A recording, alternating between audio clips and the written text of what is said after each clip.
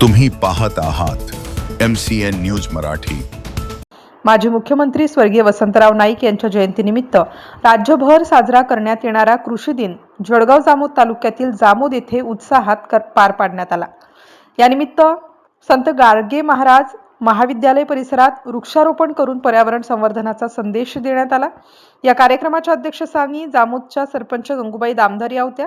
प्रमुख मार्गदर्शक म्हणून कृषी विज्ञान केंद्राचे शास्त्रज्ञ श्यामसुंदर बोर्डे, बी लाईव्ह फाउंडेशनचे सचिन वारुकर, वन विभागाचे अतुल बडगुजर, कृषी विभागाचे गव्हाणे व शेळके, उमेदचे कपनकार, पाणी फाउंडेशनचे गवडी, जामोदचे प्रतिष्ठित नागरिक समाधान दामोदर तसेच संत गाडगे महाराज महाविद्यालयाचे प्राचार्य माडी उपस्थित होते।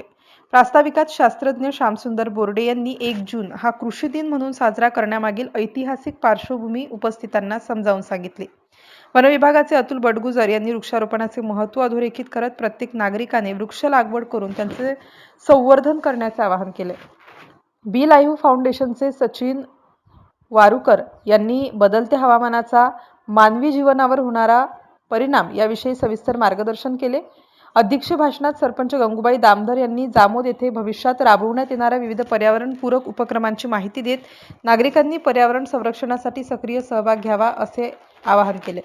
सदर कार्यक्रम सक्षम महिला शेतकरी गट आणि भाऊसाहेब फुंडकर शासकीय कृषी महाविद्यालय बुलढाणा यांच्या संयुक्त विद्यमाने आयोजित करण्यात आला होता। MCN न्यूज मराठी करिता आकाश उमाळे, जामोद।